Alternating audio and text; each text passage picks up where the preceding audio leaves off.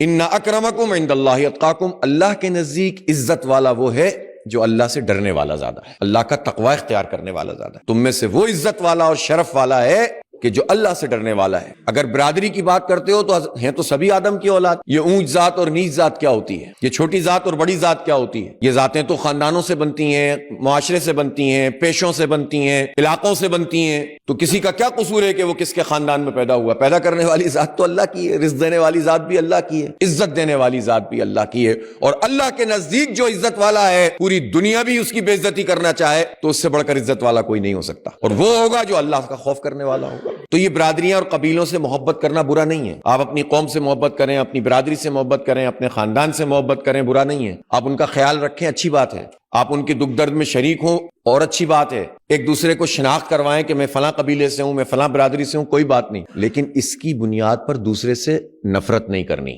اور حق اور باطل کے معاملے میں حق کا ساتھ دیں گے چاہے اپنے قبیلے پہ ہی اس کی عزت نہ پڑ رہی ہو۔ مشکل کام ہے نا، یہ مشکل کام ہے۔ دشمنیاں ہوتی ہیں خاندانوں کی، لوگ اس میں مبتلا ہو جاتے ہیں، کیا کریں؟ خاندان کی دشمنی ہے، الگ بھی نہیں ہو پاتے۔ تو اگر اتنا مشکل نظام ہو تو اس نظام کو بدلنے کی کوشش کرنی چاہیے نا، اور جو کر سکتا ہے اس کو حق کے اوپر کھڑے ہونا چاہیے۔ کسی دو قوم کے لوگوں کی آپس میں لڑائی ہوئی اور آپ کو پتا ہے کہ جو میری دوسری قوم کا آدمی ہے، جو میری قوم سے نہیں ہے، وہ سچ کہہ رہا ہے اور میری قوم کا آدمی جھوٹ کہہ رہا ہے، تو اللہ کے نزدیک تمہیں کیا کرنا چاہیے؟ کس کا ساتھ دینا چاہیے؟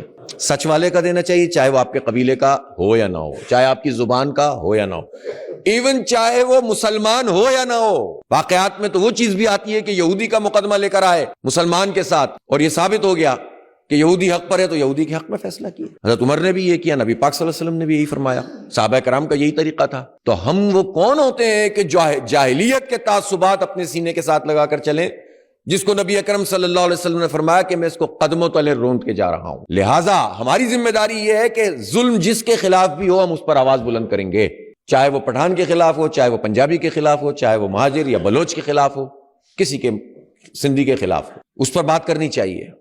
لیکن صرف اس بنیاد پہ بات نہیں ہوگی کہ میری قوم پہ تو ظلم ہے تو ظلم ہے، کسی اور پر ظلم ہو رہا ہے تو وہ تو بس صحیح ہو رہا ہے اس لیے کہ وہی اس قابل۔ یہ تعصب ہے اور یہ نفرت ہے۔